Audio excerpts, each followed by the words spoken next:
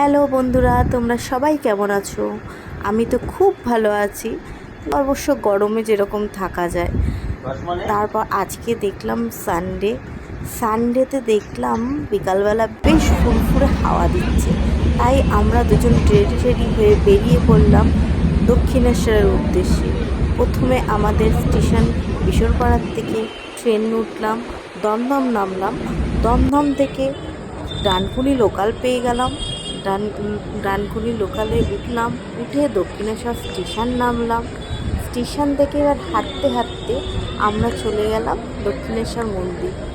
দেখো তোমরা, আর আমার ছোট্ট মিনি ব্লগ কেমন লাগে তোমরা কমেন্টসে অবশ্যই বলবে। তাহলে আমি আরও নতুন নতুন মিনি ব্লগ নিয়ে তোমাদের সামনে হাজির থাকবো। দেখো রাজা তো চুল আঁচড়াতে ব্যস্ত, কারণ গরম তো ছিলই অবশ্যই। অনেকটা হাওয়া ছিল বলে আমরা অতটা গরম করিনি।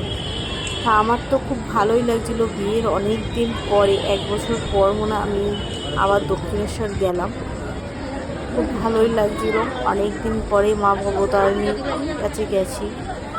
তার মধ্যে আমরা আবার দুজন, আমি আবার একটু শাড়িও পরেছিলাম বেশ কায়দা করে, কারণ অনেক দিনই শাড়ি পরা হয় না।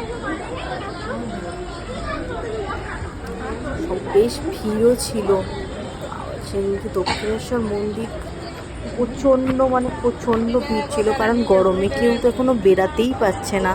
তা সেদিন রবিবার দিন গিয়ে দেখলাম অনেকে এসছে।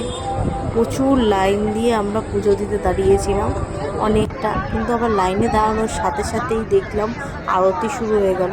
তাই অনেকক্ষণ ধরে, প্রায় 2 ঘন্টা ধরে লাইনে দাঁড়িয়েছিলাম।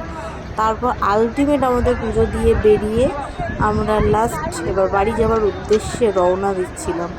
তখন দেখো কি হাওয়া ওই জায়গাটায়। এদিকে গঙ্গার পাড়টাও বন্ধ, একটু যে বসবো দুজনে মিলে গল্প করবো তারও কোনো গলায় নেই। গঙ্গার পাড় এখন বন্ধ করে আছে। চলো, আলটিমেট বাড়ি চলে এসেছি। আমার মিনি ব্লগ যদি ভালো লেগে থাকে অবশ্যই লাইক, কমেন্ট আর একটা শেয়ার করে দিও, আর সাবস্ক্রাইব করতে ভুলো না। টাটা।